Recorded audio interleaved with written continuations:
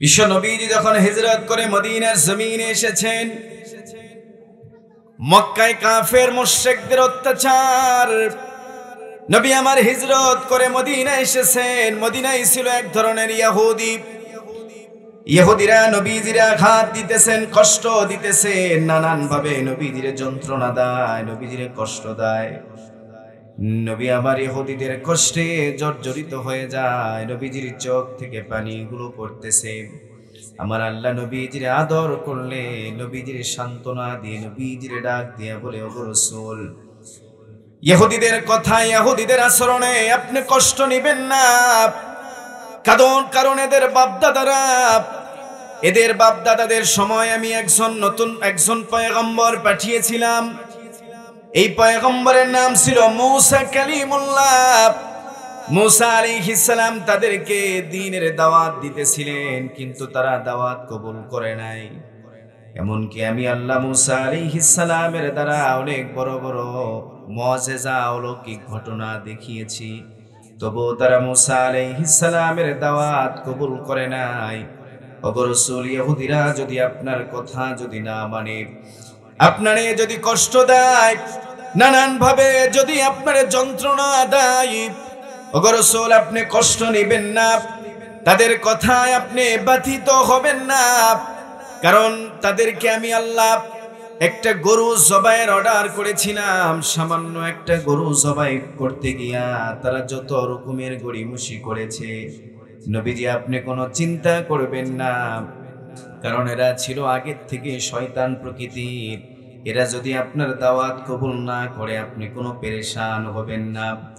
যুবক ভাই আমার, নবীজিরে যখনই কষ্ট দেওয়া হয়েছে, নবী আমার যখনই ব্যথায় ব্যথিত হয়েছেন, তখনই নবীজিরে সান্ত্বনা দিয়েছেন আমার আল্লাহ।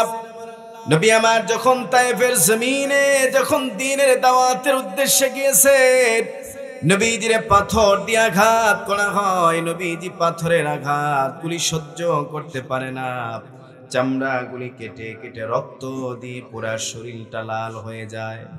নবী আমার তায়েফের জমিনের ভিতরে একবার নয়, দুইবার নয়, তিনবার বেহুশ হয়েছিল।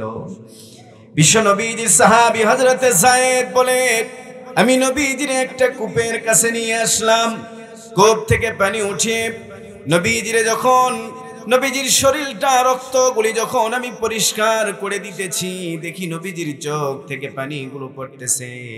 নবী আমার কান্দেন, নবীজির চোখ থেকে পানিগুলো পড়ে, দাড়ি মোবারক ভিজে ভিজে বুকের ভিতরে পড়ে।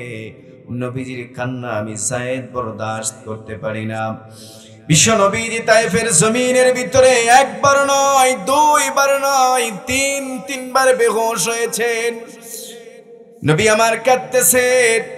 বিশ্ব নবীজি বলেন, হাদিসে সহিহ বুখারীর বর্ণনা এসেছে, নবী আমার বলেন, আমি এমন সময় নজর করে দেখি আমার মাথার উপরে এক টুকরা সাদা মেঘের মতো। আমি খুব ভালো করে নজর করে দেখলাম, ওই মেঘের ভিতরে জিবরিল আমিনকে দেখা যায়। জিবরিল আমারে ডাক দিয়া বলে, ইয়া রাসূলুল্লাহ, ওগো নবীজি, তায়েফের মানুষগুলি আপনারে রক্তাক্ত করেছে, আপনার ওই পবিত্র শরীরের ভিতরে পাথর দিয়ে আঘাত করেছে, আপনার পুরা শরীরটা রক্তে লাল হয়েছে। এই দৃশ্য আসমানবাসী যত ফেরেশতা রয়েছে, আপনার এই দৃশ্য দেখে সমস্ত ফেরেশতাও কেঁদেছে। ওগো রাসূল, পাহাড় পরিচালনার দায়িত্বে যেই ফেরেশতা ছিল, ওই ফেরেশতারে আমি নিয়ে এসেছি। নবীজি আপনি ফেরেশতারে যা আদেশ করবেন, ফেরেশতারা সে আদেশ পালন করবে। ওই ফেরেশতাকে আপনার তাবে বানানো হয়েছে।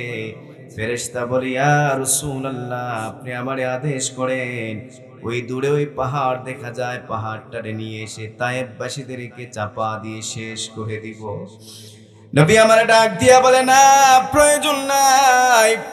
তায়েফের মানুষগুলি আমার দাওয়াত কবুল করে নাই, কিন্তু আমি নবীজি আমি আল্লাহর কাছে দোয়া করে গেলাম, তারা আমার দাওয়াত কবুল করে নাই, কিন্তু তাদের সন্তানগুলি এক আল্লাহর প্রতি বিশ্বাস স্থাপন করে তারা মুসলমান হবে, আল্লাহর সাথে শিরক করবে না, কোন রকমের আল্লাহ পাকের অবাধ্য হবে না, তারা এক আল্লাহর গোলাম হয়ে গোলামি করবে।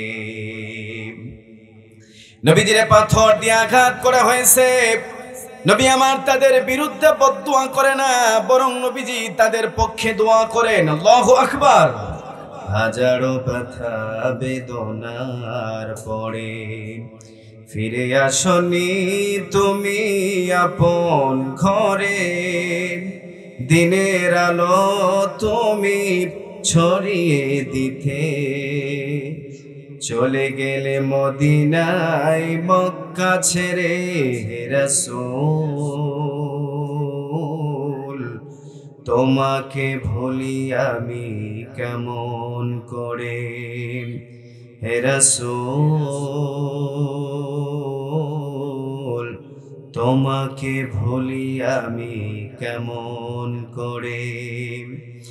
খেয়ে না খেয়ে দিন প্রচারের কাজে নিজেকে দিয়েছ বিলিয়ে,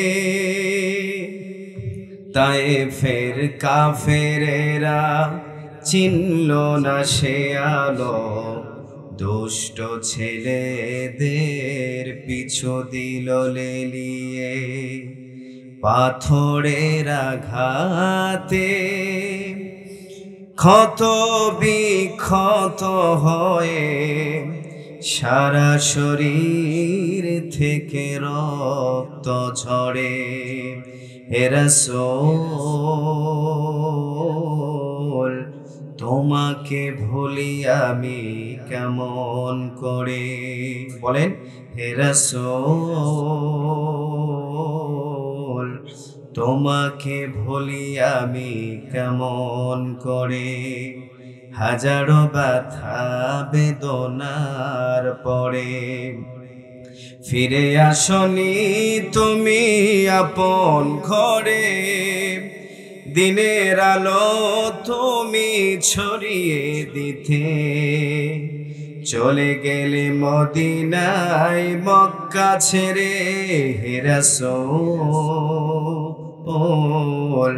তোমাকে ভুলি আমি কেমন করে হে রাসূল, তোমাকে ভুলি আমি কেমন করে। ঠিক কি না? বিশ্ব নবীজিরে ভোলার মতো নয়। নবীজিরে তায়েফের জমিনে আঘাত করা হয়েছে, নবীজির চামড়াগুলি কেটে কেটে পুরা শরীর রক্তে লাল হয়েছে। নবীজির রক্ত দিয়ে চামড়ার মোজাটা নবীজির পায়ের সাথে জমাট বেঁধে গিয়েছে। নবী আমার তায়েফের জমিনের ভিতরে তিনবার বেহুশ হয়েছে, তবু নবী আমার তায়েফের মানুষের বিরুদ্ধে বদদুয়া করে নাই।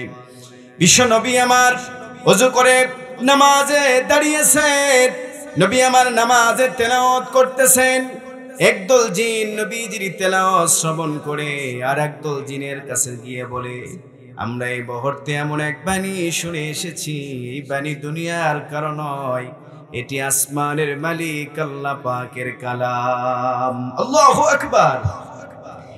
এই একদল জিন অপর একদল জিনের কাছে দাওয়াত দিয়েছেন, তারা ইসলাম কবুল করে নিয়েছে। নবী আমার যখন নামাজ কমপ্লিট করেছে, জিনগুলি নবীজির দাওয়াত কবুল করেছে। নবী আমার নামাজ কমপ্লিট করেছেন, জিবরিল আমিন নবীজির কানে কানে এসে ডাক দিয়া বলে, ইয়া রাসূলুল্লাহ, ওগো নবীজি, তায়েফের মানুষগুলি আপনারে আঘাত করে রক্তাক্ত করেছে, তায়েফের জমিনে আপনি বেহুশ হয়ে পড়েছেন। ওগো রাসূল, এই দৃশ্য আসমানবাসী সব ফেরেশতা কেঁদেছে, এমনকি আমি জিবরিল পর্যন্ত আপনার অবস্থা দেখে কেঁদেছি। ওগো রাসূল, আপনি পেরেশান হবেন না, আপনি চিন্তিত হবেন না, আপনার রক্ত বৃথা যায় নাই। ওগো রাসূল, একদল জিন আপনার তেলাওয়াত শুনে মুসলমান হয়েছে, ইসলামটারে কবুল করে নিয়েছে। নবী আমার যখনই ব্যথায় ব্যথিত হয়েছেন, আমার আল্লাহ নবীজির সান্ত্বনা দিয়েছেন বিভিন্ন ভাবে, বিভিন্ন কায়দায়। কখনো নবীজির উপরে আয়াত নাজিল করে সান্ত্বনা দিয়েছেন, কখনো নবীজিরে অন্যান্য ভাবে অলৌকিক মুজিজা দিয়ে সান্ত্বনা দিয়েছেন। নবী আমার তায়েফের জমিন থেকে যখন বাড়িতে ফিরে আসে, নবীজির প্রাণ প্রিয় স্ত্রী আম্মা জান খাদিজা রাদিয়াল্লাহু তাআলা আনহা বিশ্ব নবীজি নবী আমার বলেন, খাদিজার ভালোবাসা আমার আল্লাহ আমার ভিতরে রিজিক হিসাবে দিয়েছেন। খাদিজারে নবী আমার এত বেশি পরিমাণে ভালোবাসতেন, খাদিজাও নবীজিরে এত বেশি পরিমাণে মোহাব্বত করতেন, ভালোবাসতেন। নবী আমার ডাক দিয়া বলে, খাদিজার ভালোবাসা আমার আল্লাহ আমার ভিতরে রিজিক হিসাবে দিয়েছেন। এ যুবক ভাই, খাদিজার যত সম্পদ ছিল সমস্ত সম্পদ নবীজিরে দিয়ে বলে, ইয়া রাসূলুল্লাহ, আমার সমস্ত সম্পদ আপনার কদম মোবারকে হাজির করলাম, যেমনি ইচ্ছা তেমনি আপনি ব্যবহার করেন। আল্লাহু আকবার। শুধু তাই নয়, খাদিজা এমন একটা মহিলা ছিলেন, এমন একজন মানুষ ছিলেন, এমন এক দিনদারি ছিলেন যাকে তাহেরা বলা হইতো। খাদিজারে আল্লাহ পাক আসমান থেকে সালাম দিয়েছে। নবীজিরে ডাক দিয়া বলে, ইয়া রাসূলুল্লাহ, আপনার স্ত্রী খাদিজারে বলেন আমি আল্লাহ তারে সালাম দিয়েছি। পৃথিবীতে একজনই মহিলা ছিলেন খাদিজা, যাকে আল্লাহ পাক সালাম দিয়েছেন। বিশ্ব নবীজির প্রাণ প্রিয় স্ত্রী খাদিজা রাদিয়াল্লাহু তাআলা আনহা। খাদিজা যেদিন দুনিয়া থেকে বিদায় নিবে, নবীজির ডাক দিয়া বলে, ইয়া রাসূলুল্লাহ, গো নবীজি, আমি দুনিয়া ছেড়ে বিদায় নিতেছি। নবী আমার, আমি কবরের ভিতরে কেমনে হিসাব দিব? আমারে যখন প্রশ্ন করবে আমি উত্তর কেমনে দিব গো রাসূল? নবী আপনি আমার সাথে কথা দেন, আমারে ওয়াদা দেন। নবীজিরে বলতেছে, আপনি আমারে কথা দিবেন, আপনি কবরের পাশে দাঁড়িয়ে থাকবেন, আমার সওয়ালের জবাব আপনি দিবেন। যতগুলি প্রশ্ন করা হবে সমস্ত প্রশ্নের উত্তর আপনি দিবেন। বিশ্ব নবীজি রহমতে আলম মুহাম্মদুর রাসূলুল্লাহ, নবীজির প্রাণ প্রিয় স্ত্রী আম্মা জান খাদিজা রাদিয়াল্লাহু তাআলা আনহা যেদিন দুনিয়া থেকে বিদায় নিলেন, নবীজির স্ত্রী খাদিজা নবীজির কানে কানে এসে ডাক দিয়া বলে, ইয়া রাসূলুল্লাহ, ওগো নবীজি, আপনি এখানে দাঁড়িয়ে রয়েছেন। নবীজি, এই জায়গার ভিতরে আপনি লম্বা সময় ধরে দাঁড়িয়ে রয়েছেন কেন? নবী আমার ডাক দিয়া বলে, আমি খাদিজারে কথা দিয়েছি, ফেরেশতার প্রশ্নের উত্তর আমি খাদিজার পক্ষ থেকে দিব। জিবরিল ডেকে বলে, ইয়া রাসূলুল্লাহ, ওগো নবীজি, আপনি বাড়িতে চলে যান, খাদিজার প্রশ্নের উত্তর আপনারে দিতে হবে না, আসমানের মালিক আল্লাহ পাক খাদিজার প্রশ্নের উত্তর দিয়েছে। খাদিজা এমন একজন নারী ছিলেন যাকে তাহেরা বলা হইতো। নবীজির ইসলামের জন্য, দ্বীনের জন্য খাদিজা সব সম্পদগুলি কুরবান করেছেন।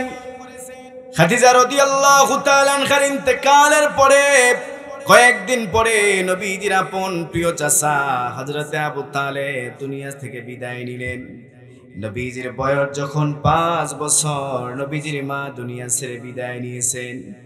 নবী আমার মুহাম্মদুর রাসূলুল্লাহর বয়স যখন 9 বছর, নবীজির দাদা রইসুল কুরাইশ খাজা আব্দুল মুত্তালিব মৃত্যুর বিছানায় যখন শায়িত, মুহাম্মদুর রাসূলুল্লাহ নবী আমার আবু তালেবের পাশে বসা। আবু তালেব ডাক দিয়া বলে, তোরা কে কোথায় রয়েছিস? আমার নাতি মুহাম্মদ, তো মুহাম্মদ এখানে আছে। আবু তালেবকে ডাক দিয়ে আবু তালেবকে যখন ডেকে নেওয়া হয়েছে, আবু তালেবকে ডাক দিয়া বলে, আবু তালেব, কলিজার টুকরা সন্তান আমার, আমি তোর কাছে আমার নাতি মুহাম্মদ রে আমানত দিয়ে রাখলাম। ওর বাবা ও দুনিয়াতে আসার আগে দুনিয়া ছেড়ে বিদায় নিয়েছে। ওর মা 5 বছর বয়সে দুনিয়া থেকে বিদায় নিয়েছে। এতদিন আমি দাদার কাছে ছিল, আমি আজকে দুনিয়া থেকে বিদায় নিতেছি। আমার নাতি মুহাম্মদ রে তোর কাছে আমানত দিয়ে রাখলাম। আমার নাতি রে কেউ যেন কষ্ট না দেয়, আমার নাতি যেন কষ্ট না পায়। নবীজির এত বেশি পরিমাণে ভালোবাসতেন খাজা আব্দুল মুত্তালিব। ডেকে বলে, আবু তালেব রে, আমি তোর কাছে আমার নাতিটারে আমানত দিয়ে রাখলাম, আমার নাতিরে যেন কেউ কষ্ট না দেয়। বিশ্ব নবী মুহাম্মদুর রাসূলুল্লাহ নবী আমার কান্দে। খাজা আব্দুল মুত্তালিব দুনিয়া থেকে বিদায় নিলেন। খাজা আব্দুল মুত্তালিবের ইন্তেকালের পর থেকে নিয়া আবু তালেবের জিম্মায় ছিলেন নবী মুহাম্মদুর রাসূলুল্লাহ। নবী আমার বলেন, খাদিজার ইন্তেকালের কয়েকদিন পরে আমার চাচা আবু তালেব দুনিয়া থেকে বিদায় নিলেন।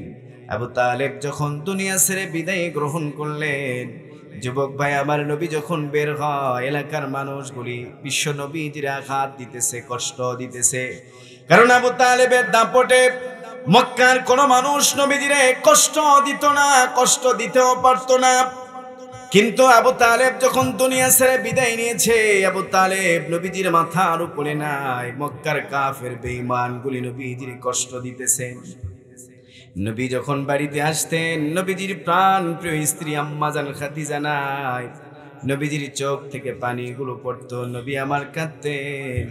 আমার আল্লাহ নবীজির এত বেশি পরিমাণে ভালোবাসতেন রে ভাই। আমার আল্লাহ নবীজির এবার নবীজিরে সান্ত্বনা দেওয়ার জন্য ডাক দিয়া বলে, ওগো রাসূল, দুনিয়াতে থাকার কোনো প্রয়োজন নাই। আপনি অনেক ব্যথিত হয়েছেন, আপনি অনেক কষ্ট পেয়েছেন। আমি আল্লাহ আপনারে সারিফুল আকলামে নিয়ে আসবো, সরাসরি আমি আপনার সাথে গল্প করব। আল্লাহু আকবার। বিশ্ব নবীজিরে তখনই মেরাজে নিয়েছেন আমার আল্লাহ। নবীজি যখনই ব্যথায় ব্যথিত হয়েছেন, তখনই আমার আল্লাহ নবীজিরে সান্ত্বনা দিয়েছেন। নবী একদিন ওয়াজ করতেছে, নবীজির কণ্ঠ কত সুন্দর, নবীজির চেহারা কত সুন্দর, নবী আমার ঠোঁট নেড়ে নেড়ে বক্তব্য দিতেছেন। নবীজির ঠোঁট ছিল গোলাপের পাপড়ির থেকেও সুন্দর। যুবক ভাই আমার, নবীজির থেকে বড় তাফসীরকারক আল্লাহর জমিনের ভিতরে কেউ কি আছে? জবান খুলে বলে, নবীজির থেকে বড় মুফাসসির কেউ কি আছে? নবীজির থেকে বড় মুফাসসির আল্লাহর জমিনের ভিতরে কেউ কি রয়েছে?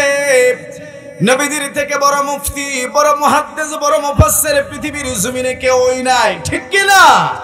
সেই নবী আমার তাফসীর করেন। নবীজির কণ্ঠ কত সুন্দর।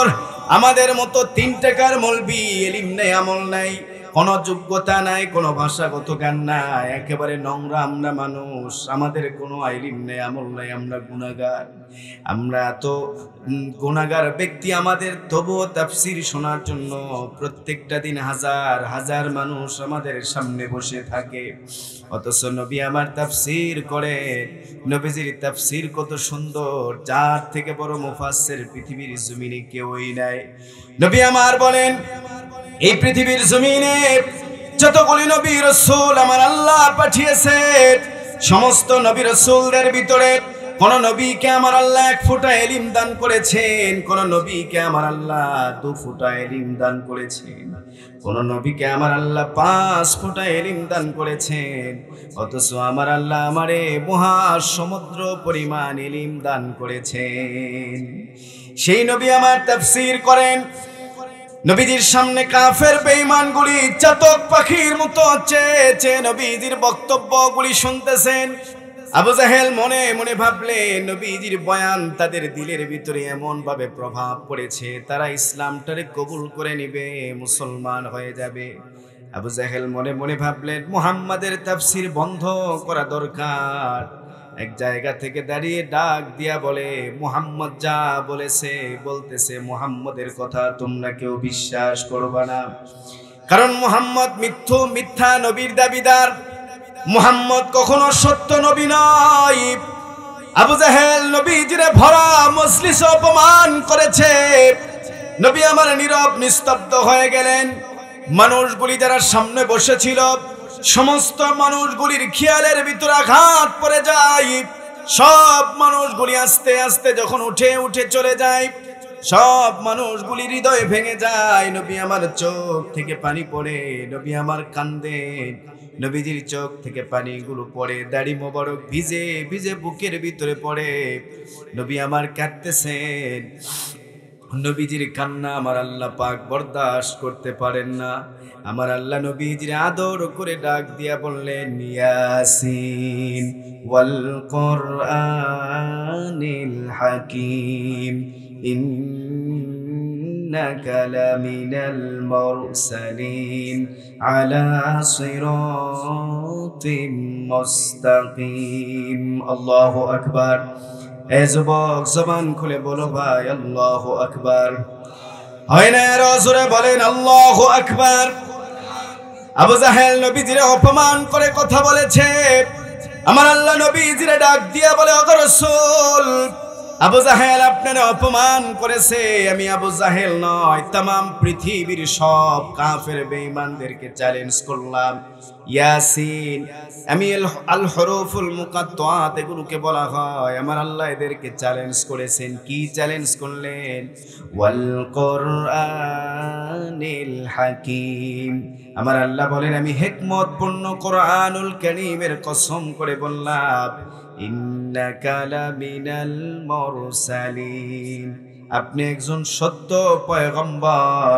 আবু জাহেল বলেছে আপনি নবী নয়। আমি আবু জাহেল সহ 14 গোষ্ঠীরে চ্যালেঞ্জ করলাম। আল্লাহ পাক বলেন, সমস্ত নাস্তিক, সব রকমের কাফের বেঈমানদেরকে আমি আল্লাহ চ্যালেঞ্জ করলাম। ওয়াল কোরআনিল হাকিম, আমি হিকমত পূর্ণ কোরআনুল কারীমের কসম করে বললাম, ইন্নাকা লামিনাল মুরসালিন, আপনি একজন সত্য পয়গম্বর। আলা সিরাতিল মুস্তাকিম, শুধু সত্য পয়গম্বর নয়, সিরাতে মুস্তাকিমের উপরে অটল। নবী, আপনি কোনো ব্যথিত হবেন না, কোনো চিন্তিত হবেন না। আবু জাহেল আপনারে অপমান করেছে, আমি আল্লাহ আমার কোরআনের কসম করে বললাম, আপনি একজন সত্য পয়গম্বর। আল্লাহু আকবার। আমরা গত 15 বছরে দেখেছি ওয়াজের তাফসীর মাহফিলে উলামায়ে কেরামদের কণ্ঠ নালী যারা চেপে ধরার চেষ্টা করেছিল, এমনকি তাফসীর মাহফিলে 144 আইন জারি করা হয়েছিল, মাহফিল বন্ধ করে দেওয়া হয়েছিল, ঠিক কি না? নবীজির তাফসীর বন্ধ করে দিয়েছিল আবু জাহেল। গত 15 বছরে যারা কোরআনের তাফসীর বন্ধ করেছে তারা আবু জাহেলের উত্তরসূরি, ঠিক কি না? জবান খুলে বলেন। কারণ কোন মুমিন মুসলমান কখনো কোনদিন কোন কোরআনের তাফসীর বন্ধ করতে পারে না। কোরআনের তাফসীরে 144 আইন জারি করতে পারে না। যুবক ভাই আমার, বিশ্ব নবীজিরে যখনই অপমান করা হয়েছে, নবী আমার যখনই কেঁদেছেন, তখনই আমার আল্লাহ নবীজির আদর করে সান্ত্বনা দিয়ে কোরআনের আয়াত নাজিল করেছে। নবী আমার হিজরত করে মদিনার জমিনের ভিতরে এসেছেন। নবীজিরে ইহুদিরা কষ্ট দিতেছে, বিভিন্ন ভাবে নবীজিরে যখন আঘাত দিতেছেন, নবী আমার কাঁদতেছেন, নবীজির চোখ থেকে পানিগুলো পড়তেছে। বিশ্ব নবীজিরে আমার আল্লাহ ডাক দিয়া বলে, ইহুদিদের আচরণে আপনি কষ্ট পাবেন না।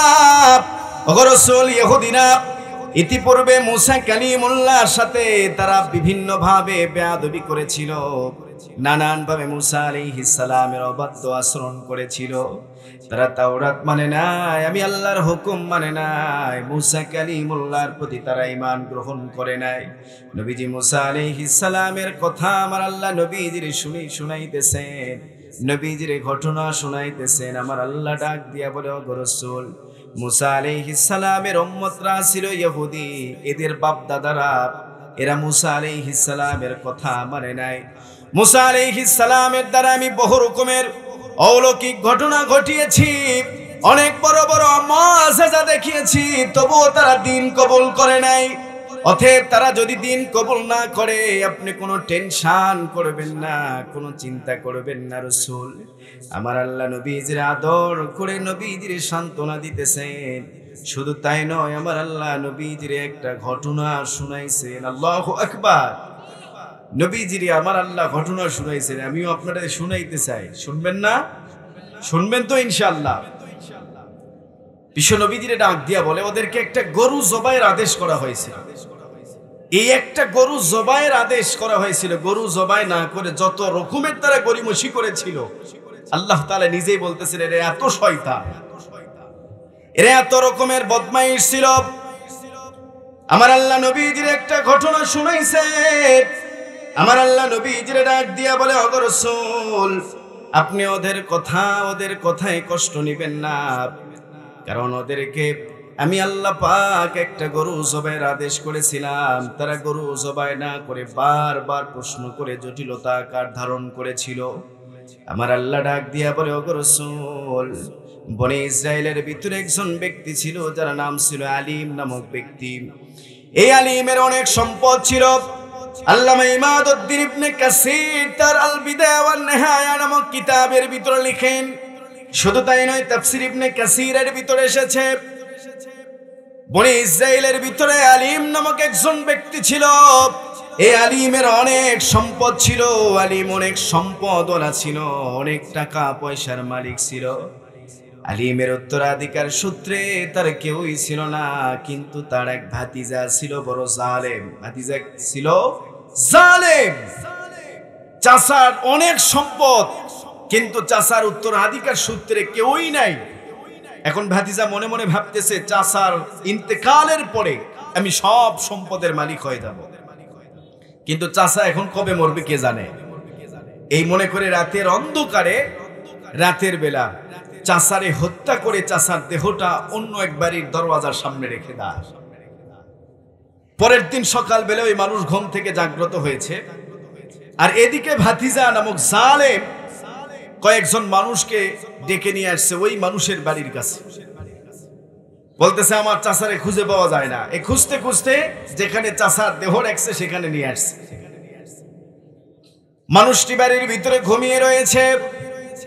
ঘুম থেকে জাগ্রত হওয়ার পরে লক্ষ্য করে দেখে বাড়ির দরওয়াজার ভিতরে হইচই। দরওয়াজা খুলে দেখে একজন মানুষের দেহ পড়ে রয়েছে। সকলে ডাক দিয়া বলে, তুমি আলিম নামক ব্যক্তিরে কেন হত্যা করেছো? বলো, কি অন্যায় করেছে, কি অপরাধ করেছে? ওই মানুষটি ডাক দিয়া বলে, আমি তো ঘুমিয়ে ঘুমিয়ে পুরো রাতটা আমি পার করে দিয়েছি। আমি কখন কবে তাকে হত্যা করলাম, কোন সময় হত্যা করলাম, এই হত্যাকারী সম্পর্কে আমার কোনো জানা নাই, আমার কোনো ধারণা নাই। আমি তারে কোনোভাবে হত্যা করি নাই, আমি তার কিলার নয়। কে বা কাকে, কে তারে হত্যা করেছে আমার জানা নাই। হত্যা করার পরে তার দেহটাই জায়গার ভিতরে রেখেছে আমারে দোষা, আমারে কিলার বানানোর জন্য, হত্যাকারী বানানোর জন্য। যুবক ভাই আমার, মানুষের চোখ থেকে দর দর করে পানিগুলো পড়তেছে। যেই ভাতিজা চাচারে হত্যা করেছে, সেই ভাতিজাই ডাক দিয়া বলে, নাই, মানুষ আমার চাচারে হত্যা করেছে। যুবক ভাই আমার, গত 15 বছরে আমরা দেখেছি কোন অন্যায়ের সাথে সম্পৃক্ত নয়, কোন অন্যায় করে নাই, কোনো অপরাধ করে নাই। শুধুমাত্র কোরআনের কথা বলতে গিয়া তাদের বিরুদ্ধে কত রকমের মিথ্যা মামলা দেওয়া হয়েছে, ঠিক কি না? জালেম ভাতিজা ডাক দিয়া বলে, এই মানুষ আমার চাচারে হত্যা করেছে, আমরা বিচার চাই। অথচ ভাতিজাই তারে রাতের অন্ধকারে হত্যা করে ওই মানুষের বাড়ির দরওয়াজার সামনে রেখে দিয়েছে। তাফসীর ইবনে কাসিরের ভিতরে এসেছে, কিছু মানুষ চলে গেল বাড়িওয়ালার পক্ষে, আবার কিছু মানুষ ভাতিজার পক্ষে। দুই গ্রুপে বিভক্ত হয়ে গেল। এক পর্যায়ে তারা কয়েকজন মিলে মুসা আলাইহিস সালামের কাছে এসে ডাক দিয়া বলে, মুসা, গতকাল রাত্রে বেলা আলিম নামক একজন ব্যক্তিরে হত্যা করা হয়েছে, আলিম রে হত্যা করা হয়েছে। আমরা জানতে চাই তার কিলার কে, তার হত্যাকারী কে, আমরা এর পরিচয় জানতে চাই। আপনি তো মৌসা কালিমুল্লাহ, আল্লাহর সাথে আপনি কথোপকথন করেন, অতএব আপনি আল্লাহর কাছে শুনে বলবেন কে মানুষটারে হত্যা করেছে। ওয়াইদ ক্বালা মূসা লিকওমিহি ইন্নাল্লাহা ইয়া'মুরুকুম আন তাযবাহু বাকারা। ওয়াইদ ক্বালা, তারা এসে বলল, তারা যখন বলল, ক্বালা মূসা লিকওমিহি, মুসা আলাইহিস সালাম তার সম্প্রদায়ের উদ্দেশ্যে বললেন, ইন্নাল্লাহা ইয়া'মুরুকুম আন তাযবাহু বাকারা। তাদেরকে ডাক দিয়ে বললেন, আল্লাহ পাক আদেশ করেছেন তোমরা একটা গরু জবাই করবা। গরুর গোশত মৃত ব্যক্তির শরীরের ভিতরে লাগানো মাত্র মৃত ব্যক্তি জীবিত হয়ে বলবে কে তারে হত্যা করেছে। আল্লাহু আকবার। মুসা আলাইহিস সালাম বললেন, তোমরা যে এর কিলারকে, এর হত্যাকারীকে তোমরা জানতে চাও, আল্লাহ পাক বলেছেন, ইন্নাল্লাহা ইয়া'মুরুকুম আন তাযবাহু বাকারা। তোমরা একটা গরু জবাই করো, গরুর গোশত মৃত ব্যক্তির শরীরে লাগানো মাত্র মৃত ব্যক্তি জীবিত হয়ে বলবে কে তারে হত্যা করেছে, তার কিলার কে, তার হত্যাকারী কে। তারা মুসা আলাইহিস সালামকে ডাক দিয়া বলে, মুসা, আমি তোমার কাছে হত্যাকারীর পরিচয় জানতে চাই। আমি তোমার কাছে, তোমার আল্লাহর কাছে কিলারের পরিচয় জানতে চাই। গরু জবাইয়ের প্রশ্ন কেন আসবে? আল্লামা ইবাদউদ্দিন ইবনে কাসির তার তাফসীরের ভিতরে বর্ণনা করেছেন, কারণ বনে ইসরাইলরা ওই সময় গরুর পূজা শুরু করে দিয়েছিল, যার কারণে আমার আল্লাহ ডাক দিয়া বলে গরু জবাই কর, যার পূজা করিস তারে জবাই কর, তার গোশত আলিম নামক ব্যক্তির শরীরের ভিতরে লাগা। ওই আলিম নামক মৃত ব্যক্তি জীবিত হয়ে বলবে কে তারে হত্যা করেছে। আল্লাহু আকবার বলেন। আমার কথা কি বোঝা যায়? বনে ইসরাইলের মানুষ ডাক দিয়া বলে মুসা, হত্যাকারীর পরিচয় জানতে চাই, গরু জবাইয়ের প্রশ্ন কেন আসবে? তারা মুসা আলাইহিস সালামকে প্রশ্ন করে বসলেন। ক্বালু আতাত্তাখিজুনা হুজুয়া, তারা ডাক দিয়া বলে মুসা, ক্বালু আতাত্তাখিজুনা হুজুয়া, মুসা তুমি কি আমাদের সাথে ইগনোর করতেছো? হুজুয়া মানে উপহাস করা, ইগনোর করা। তুমি কি আমাদের সাথে ইগনোর করতেছো, উপহাস করতেছো? কারণ আমরা হত্যাকারীর পরিচয় জানতে চাই, এখানে গরু জবাইয়ের প্রশ্ন কেন আসবে? মুসা আলাইহিস সালাম তাদের প্রশ্নের উত্তরে সাথে সাথে জবাব দিলেন, ডাক দিয়া বললেন, ক্বালা আউযু বিল্লাহি আন আকুনা মিনাল জাহিলিন, ক্বালা আউযু বিল্লাহি, আমি আল্লাহর কাছে আশ্রয় প্রার্থনা করি, আন আকুনা মিনাল জাহিলিন, জাহিলদের অন্তর্ভুক্ত হওয়া থেকে। মুসা আলাইহিস সালাম নে তারা বলেছিল, মুসা তুমি কি আমাদের সাথে উপহাস করতেছ? আমার মুসা কালিমুল্লাহ তাদেরকে সাথে সাথে উত্তর দিয়েছেন, ক্বালা আউযু বিল্লাহি আন আকুনা মিনাল জাহিলিন। মুসা আলাইহিস সালাম ডাক দিয়া বলে, ক্বালা আউযু বিল্লাহি, আমি আল্লাহর কাছে আশ্রয় প্রার্থনা করি, আন আকুনা মিনাল জাহিলিন, জাহিলদের অন্তর্ভুক্ত হওয়া থেকে। এই আয়াতের ভিতরে মুসা আলাইহিস সালাম দুই ধরনের বক্তব্য দিয়েছেন, যাকে জোরালো বক্তব্য বলা হয়। উনি প্রথমেই বললেন, ক্বালা আউযু বিল্লাহি, আমি আল্লাহর কাছে আশ্রয় প্রার্থনা করি, আন আকুনা মিনাল জাহিলিন, জাহিলদের অন্তর্ভুক্ত হওয়া থেকে। আল্লামা ইমাম রাজি আয়াতের তাফসীর করতে গিয়া তিনি বলেন, পৃথিবীর ভিতরে একমাত্র জাহিলরাই শুধুমাত্র আল্লাহর বিধান নিয়ে উপহাস করে, যার কারণে মুসা আলাইহিস সালাম আল্লাহর কাছে আশ্রয় প্রার্থনার সাথে সাথে জাহিলদের অন্তর্ভুক্ত থেকে আল্লাহর কাছে প্রার্থনা চেয়েছেন। কারণ এই পৃথিবীর জমিনে শুধুমাত্র জাহিলরাই আল্লাহ পাকের বিধান নিয়ে উপহাস করে। যারা জাহেল, যারা মূর্খ, এরাই শুধুমাত্র আল্লাহর বিধান নিয়ে উপহাস করে। কোন নেককার পরহেজগার, কোন মুমিন বান্দা আল্লাহর বিধান নিয়ে উপহাস করতে পারে না। ঠিক কি না? জবান খুলে বলেন ঠিক কি না? একমাত্র জাহেলরাই আল্লাহ পাকের বিধান নিয়ে উপহাস করে। যুবক ভাই আমার, সমাজের ভিতরে দেখবেন কিছু মানুষ রয়েছে, যেই মানুষগুলিকে যদি নামাজের কথা বলা হয়, যদি বলা হয় আপনারা নামাজ পড়েন না কেন, ওই মানুষগুলি, কিছু মানুষ উত্তর দেয়, নামাজ পড়ে কে বড় লোক হয়েছে। এরকম মানুষ আছে না নাই? কিছু মানুষ আছে, তাদেরকে যদি বলা হয় নামাজ পড়েন না কেন, তারা বলে শয়তান পৃথিবীর জমিনে সিজদা দিয়ে সব জায়গাটারে নাপাক করে দিয়েছে, সিজদা দেওয়ার জায়গা নাই। কিছু মানুষ রয়েছে, তাদেরকে যদি নামাজের কথা বলা হয়, নামাজ নিয়ে উপহাস করে। জবান খুলে বলেন এরা জাহেল। বলেন এরা কি? কারণ একমাত্র জাহেলরা আল্লাহর বিধান নিয়ে উপহাস করে, জাহেলরা আল্লাহ পাকের বিধান নিয়ে উপহাস করে। এই পৃথিবীর জমিনে আরো কিছু মানুষ রয়েছে, তাদেরকে যদি যাকাতের কথা বলা হয়, তারা আল্লাহর বিধান নিয়ে উপহাস করে। অনেক মানুষ আছে, অনেক সম্পদের মালিক হওয়ার পরে তারা যাকাত আদায় করে না। অনেক মানুষ রয়েছে, সুস্থ থাকার পরেও রমজানের রোজা রাখে না। ঠিক কি না? সামনে রমজান আসতেছে, রোজা রাখবো তো ইনশাআল্লাহ। জবান খুলে বলি ইনশাআল্লাহ। নবী আমার বলেন, রমজান এত ফজিলতপূর্ণ একটা মাস। বিশ্ব নবীজি বলেন, ইদা দাখালা রমাজান ফুতিহাত আবওয়াবুস সামাই ওয়া ফি রিওয়ায়াতিন ফুতিহাত আবওয়াবুল জান্নাহ। ওয়া গুল্লিকাত আবওয়াবু জাহান্নাম ওয়া সুলসিলাতিশ শায়াতিন ওয়া ফি রিওয়ায়াতিন ফুতিহাত আবওয়াবুর রাহমা। আল্লাহু আকবার। সহিহ বুখারীর বর্ণনায় এসেছে, নবী আমার বলেন, ইদা দাখাল রমাজান, যখন রমজান মাস আসে, ফুতিহাত আবওয়াবুস সামা, আসমানের সব দরওয়াজাগুলি ওপেন করে দেওয়া হয়, খুলে দেওয়া হয়। গুল্লিকাত আবওয়াবু জাহান্নাম, জাহান্নামের দরওয়াজাগুলি বন্ধ করা হয়। ওয়া ফি রিওয়ায়াতিন ফুতিহাত আবওয়াবুল জান্নাত, জান্নাতের দরওয়াজাগুলি খুলে দেওয়া হয়। শুধু তাই নয়, শয়তানকে লৌহ শিকলে বন্দী করা হয়।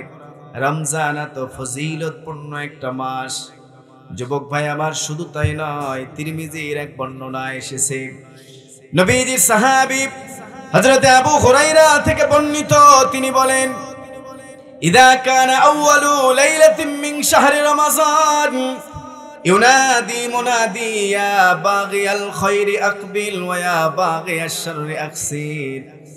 ইউনাদি মুনাদি ইয়া বাগিয়াল খায়রি আকবিল ওয়া ইয়া বাগিয়াশ শাররি আকসির।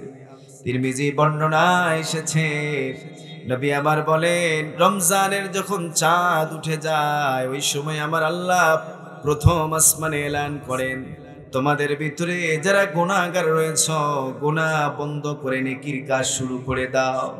যারা নেককার রয়েছ, তোমরা নেকিগুলোকে আরো বাড়িয়ে দাও। কারণ বুখারীর আরো এক বর্ণনায় এসেছে, কোন ব্যক্তি যদি রমজানের রোজা রাখে ঈমানের সাথে সওয়াবের আশায়, ওয়া মান সামা রমাযান ঈমানান ওয়া ইহতিসাবান গুফিরা লাহু মা তাকদ্দামা মিন যামবিহি। নবী আমার বলেছেন, যারা ঈমানের সাথে সওয়াবের আশায় রমজানের রোজা রাখলো, আমার আল্লাহ তাদের জিন্দেগীর সব গুনাহগুলিকে মাফ করে দেয়। আল্লাহু আকবার। শুধু তাই নয়, নবী আমার বলেন, ওয়া মান কামা রমাযান ঈমানান ওয়া ইহতিসাবান গুফিরা লাহু মা তাকদ্দামা মিন যামবিহি। নবী আমার বলেন, সহিহ বুখারীর বর্ণনায় এসেছে, নবী আমার বলেছেন, কোন ব্যক্তি যদি সওয়াবের আশা ঈমানের সাথে রমজানের রাতে ইবাদত করলো, রাত জেগে জেগে ইবাদত করলো, অর্থাৎ তারাবির নামাজ পড়লো, তাহাজ্জুদ পড়লো, নফল নামাজ পড়লো, নবী আমার বলে, আমার পক্ষ থেকে মেসেজ দিয়ে দাও, ওই উম্মতের জীবনের সব গুনাহ মাফ করে দেয় আমার আল্লাহ। শুধু তাই নয়, নবী আমার বলেন, ওয়া মান কামা লাইলাতুল কদরি ঈমানান ওয়া ইহতিসাবান গুফিরা লাহু মা তাকদ্দামা মিন যামবিহি। নবী আমার বলে, যারা লাইলাতুল কদরের রাত জেগে জেগে ইবাদত করলো, আমার আল্লাহ তাদের জিন্দেগীর সব গুনাহগুলি মাফ করে দেয়। আল্লাহু আকবার। আমরা লাইলাতুল কদরের রাত জাগবো, ইবাদত করব ইনশাআল্লাহ। জবান খুলে বলি ইনশাআল্লাহ। লাইলাতুল কদরি খায়রুম মিন আলফি শাহর, হাজার মাসের থেকে উত্তম একটা রাত, এত ফজিলতপূর্ণ রাত। লাইলাতুল কদর কখন কোন সময় হবে এটা আমরা কেউ জানি না, কোন মুফাসসিরও বলতে পারবে না, কোন মুহাদ্দিসিনে কেরামও বলতে পারবে না। তবে আমরা লাইলাতুল কদর যদি তালাশ করি অবশ্যই পেয়ে যাব। একটা আমল শিখিয়ে দিব। রমজানের শুরু রাত থেকে নিয়ে একেবারে শেষ রাত পর্যন্ত, অর্থাৎ ঈদের চাঁদ ওঠার আগ পর্যন্ত প্রত্যেকটা রাতে কম করে হলো 10 টাকা করে হলো দান করব। যদি দান করি, 1000 মাস ধরে টানা প্রত্যেকটা রাতে দান করলে যে সওয়াব হবে, ওই পরিমাণ সওয়াব আপনার আমলনামায় দান করা হবে। কেউ যদি 2 রাকাত হোক, 2 রাকাত নামাজ, নফল নামাজ যদি কেউ পড়ে প্রত্যেকটা রাতে, এই 30টা রাত ধরে যদি কেউ নফল নামাজ পড়ে, টানা 1000 মাস প্রত্যেকটা রাত তাহাজ্জুদ পড়লে যে সওয়াব হবে, ওই পরিমাণ সওয়াব আল্লাহ ওই বান্দার আমলনামায় দান করবে। কারণ এই রাতটা হচ্ছে 1000 মাসের থেকেও উত্তম। লাইলাতুল কদরি খায়রুম মিন আলফি শাহর, 1000 মাসের থেকেও উত্তম। এবং প্রত্যেকটা রাত্রে কম করে হলো বিসমিল্লাহর সাথে 3 বার সূরা ইখলাস পড়ব। তাহলে ফায়দা কি? প্রত্যেকটা রাত্রে যদি আমরা এটা পড়তে পারি, কম করে হলো 3 বার বিসমিল্লাহর সাথে সূরা ইখলাস 3 বার পড়ব, দেখা যাবে এই 30টা রাতের ভিতরে কোনো একটা রাত তো শবে কদর আছেই আছে। ঠিক কি না? জবান খুলে বলেন ঠিক কি না? এই 30টা রাতের ভিতরে কোনো একটা রাত শবে কদর নাই? আছে। 30টা রাত যদি আমরা নিয়মিত প্রত্যেকটা দিন কম করে হলো 3 বার সূরা ইখলাস যদি পড়ি, দেখা যাবে কোনো একটা রাত শবে কদর আমাদের তকদিরে এসে যাবে। 1000 মাস টানা একইভাবে টানা যদি কোরআন খতম করা হয়, প্রত্যেকটা রাতে একটা করে কোরআন খতমের সওয়াব আল্লাহ আপনার আমল নামায় দান করবে। আমরা করব তো ইনশাআল্লাহ। প্রত্যেকটা রাতে কম করে হলো 10 টাকা দান করব, না পারলেও 5 টাকা দিব ইনশাআল্লাহ। জবান খুলে বলি ইনশাআল্লাহ। কারণ এই 30 রাতের ভিতরে কোনো একটা রাত শবে কদর রয়েছে, ঠিক কি না? আমরা যদি 5টা টাকা করে হলো দেই, তাহলে 30 রাতের কোনো একটা রাত যদি শবে কদর হয়, ওই রাতে যদি আমরা 5 টাকা দিয়ে থাকি, টানা 1000 মাস যাবত 5 টাকা দান করলে যে সওয়াব, ওই সওয়াব আপনার আমল নামায় আল্লাহ তাআলা দান করবে। এজন্য আমরা ছোট্ট ছোট্ট আমলগুলি করব। আমাদের আমলের পাল্লা ভারী করে দিবেন কে? জবান খুলে বলেন, আমলের পাল্লা ভারী করে দিবেন কে? আমরা নামাজ পড়ব, আল্লাহর বিধান নিয়ে উপহাস করব না। জবান খুলে বলি ইনশাআল্লাহ। যখন নামাজের কথা বলা হবে নামাজ পড়ব, যখন যাকাতের বিধান আসবে আমরা যাকাত আদায় করব, যখন হজের বিধান আসবে হজ আমাদের উপরে ফরজ হবে আমরা হজ পালন করব, যখন রমজানের রোজা আসবে আমরা রমজানের রোজা আদায় করব ইনশাআল্লাহ। জবান খুলে বলি ইনশাআল্লাহ। রোজা কমিটির মতো করেন না। এক এলাকার ভিতরে রোজা হয়েছে, এখন রোজা কমিটির চিন্তা ভাবনা এরকম যে রমজানে রোজা রাখবে না, আমরা তার কঠিন পানিশমেন্ট করব, জরিমানা করা হবে, টাকা, মোটা অঙ্কের টাকা, এবং তারে উত্তম মাধ্যম দেওয়া হবে। সিদ্ধান্ত অটল, কমিটি গঠন করা হয়েছে। কমিটির এক সদস্য বুঝতে পেরেছে এক ভাই দুপুরবেলা খাবার খাচ্ছে, ও দৌড়ে গিয়ে সভাপতি, কমিটির যে সদরে মোহতারাম অনারেবল প্রেসিডেন্ট, সভাপতির কাছে এসে বলতেছে, সভাপতি সাহেব চলেন বিচার করতে হবে। বলে কার? অমুক ব্যক্তি রোজা নাই, সে খাবার খাচ্ছিল, এটা আমরা হাতে নাতে ধরছি, বিচার করতে হবে। সভাপতি সাহেব বলতেছে, তোরা যা, আমি ভাত খেয়ে আসতেছি। এরকম করা যাবে?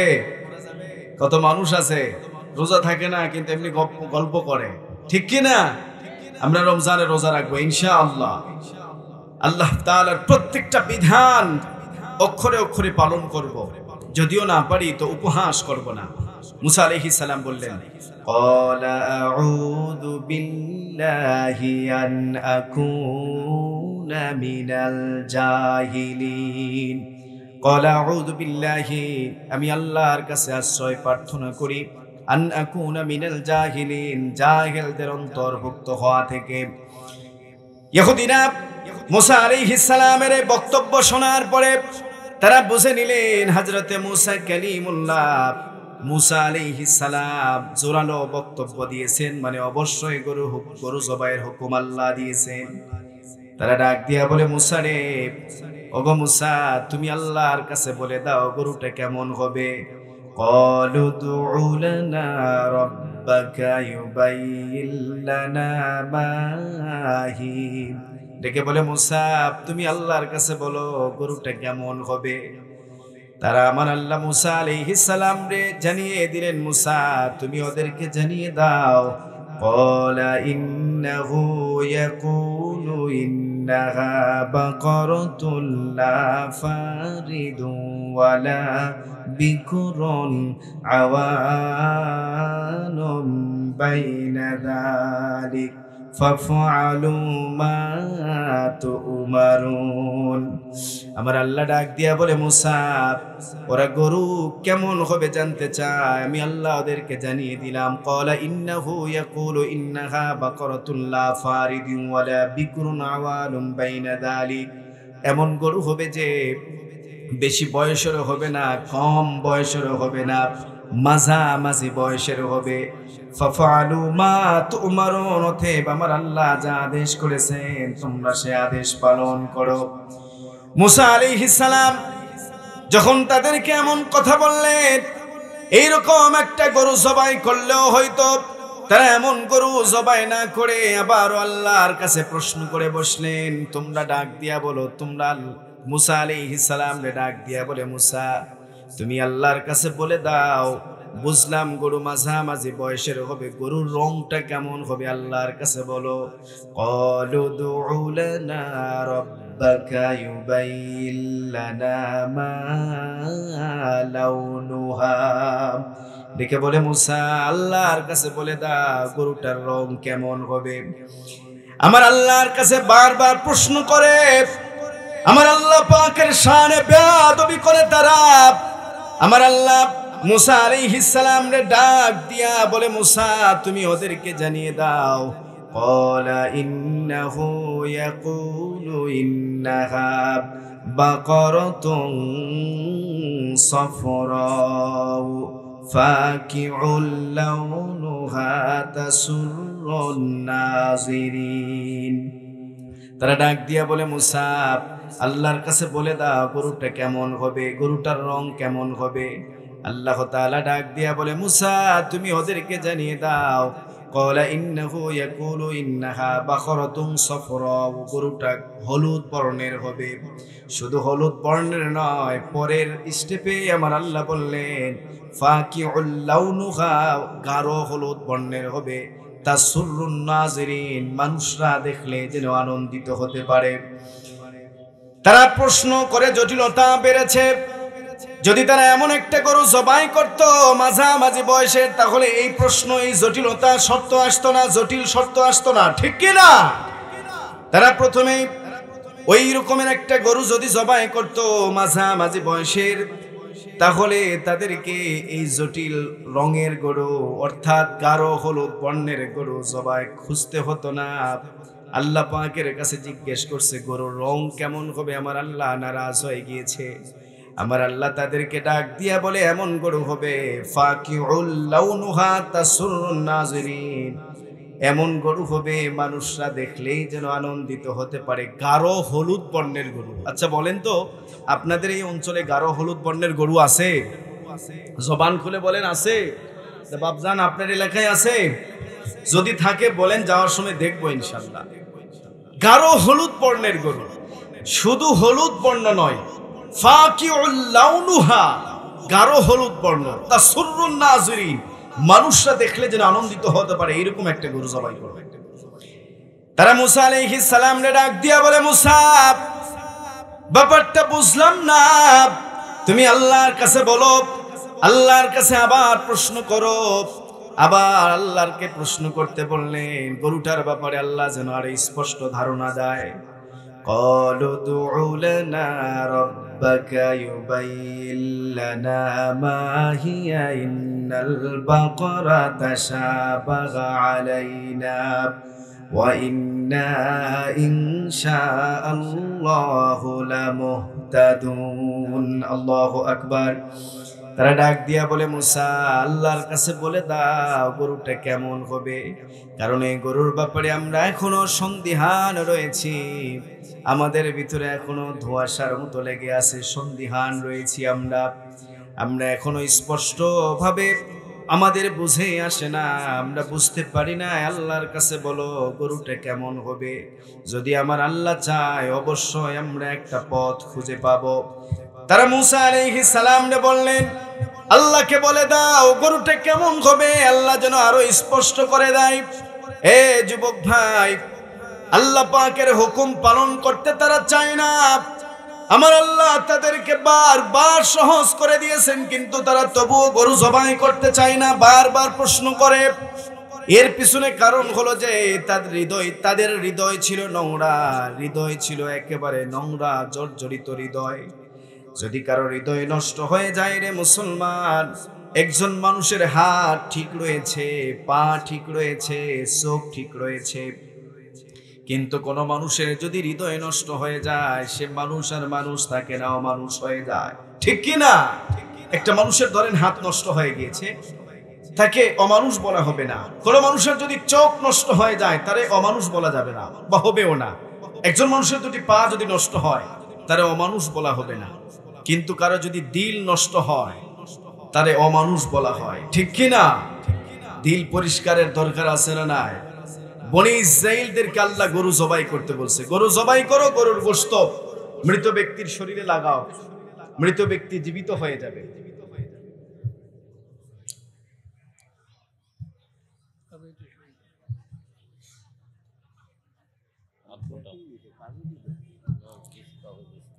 সম্মানিত সুধী,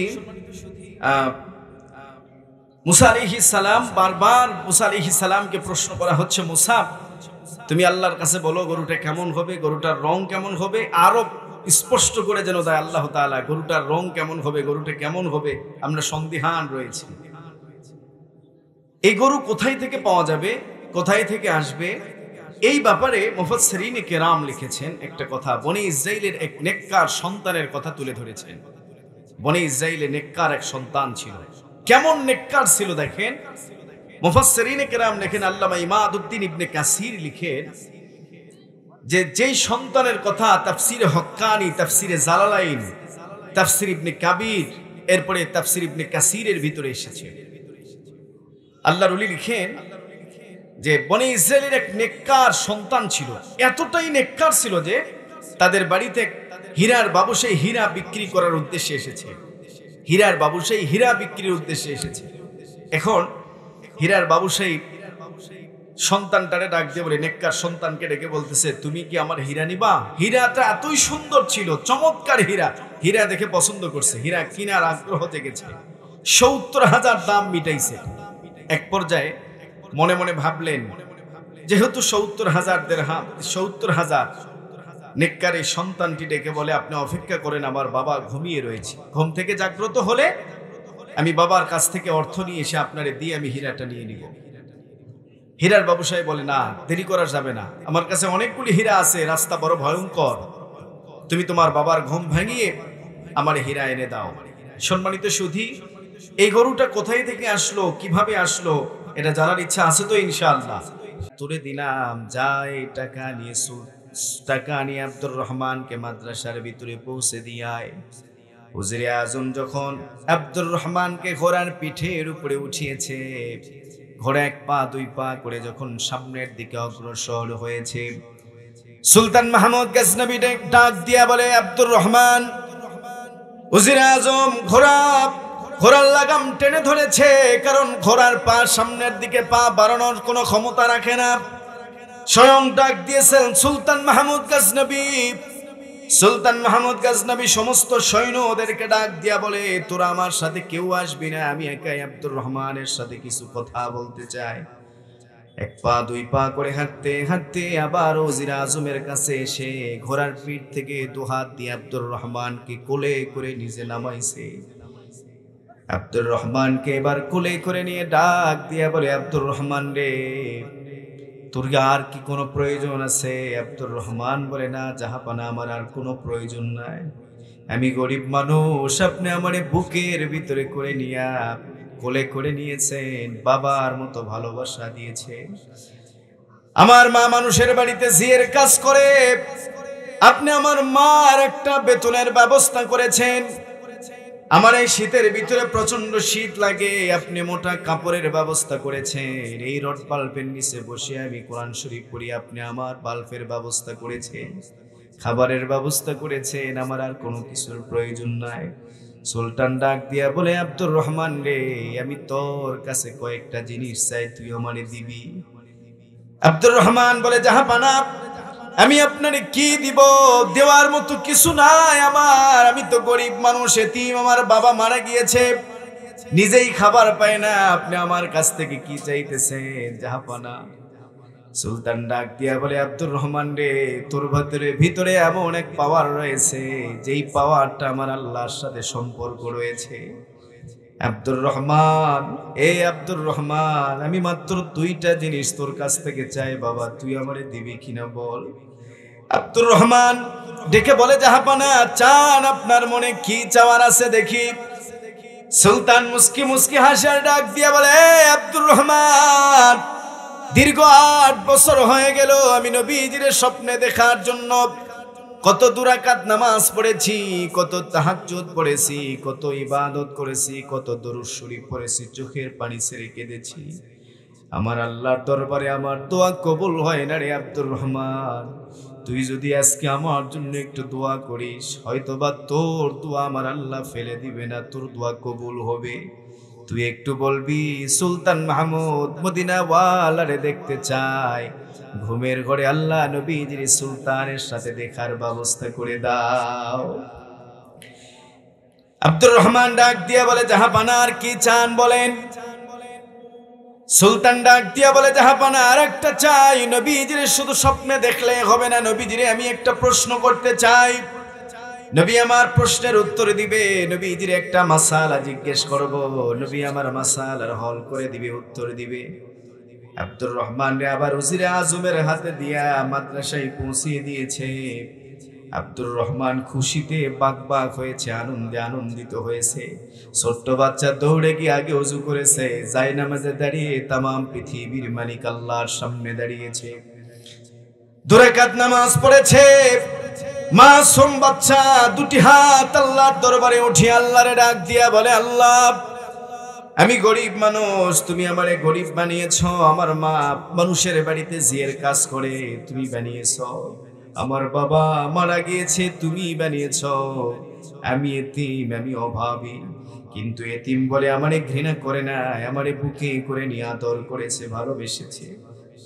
এই দেশের প্রেসিডেন্ট, এই দেশের বাদশা সুলতান মাহমুদ গজনবী আমার এত মোহাব্বত করেছে, ভালোবেসেছে। বিনিময়ে সে আমার কাছ থেকে 2টা জিনিস চেয়েছে। তোমার কোরআন পড়ার জন্য আলোর ব্যবস্থা করেছে, আমি এতিম আমার গায়ের মোটা চাদরের ব্যবস্থা করেছে।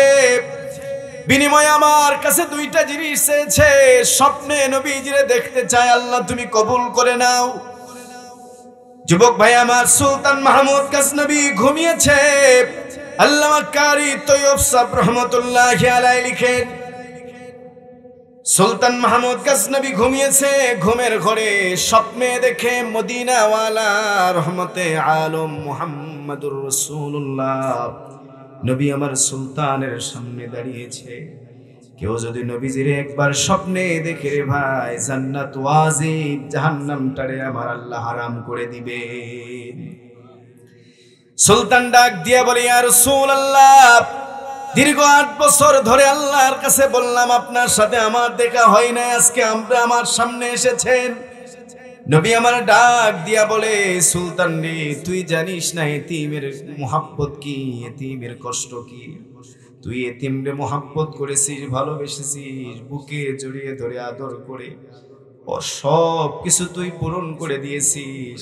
ও তাহাজ্জুদের নামাজে চোখের পানিগুলো ছেড়ে আল্লাহরে বলেছি, আল্লাহ আমি নবীজিরে, আল্লাহ আমি দোয়া করলাম সুলতান মাহমুদ গজনবী নবীজিরে দেখতে চায়। আল্লাহ পাক দোয়া কবুল করে নিয়েছে, যার কারণে আমি তোর সামনে হাজির হয়েছি। সুলতান মাহমুদ গজনবী ডাক দিয়া বলে, ইয়া রাসূলুল্লাহ, আমি একটা প্রশ্ন করতে চাই। ওগো নবীজি, আমি একটা মাসআলা জানতে চাই। এই পৃথিবীর জমিনে সব থেকে উত্তম ব্যক্তিকে যদি আপনি বলতেন, বাকি হায়াতে জিন্দেগি তাদের খেদমত করে, তাদের জুতা সোজা করে আমি আমার জীবনটা ব্যয় করে দিতাম। নবী আমার ডাক দিয়া বলে, সুলতান রে, আমি 1400 বছর আগে বলেছি, খায়রুকুম মান তাআল্লামাল কুরআন ওয়া আল্লামা।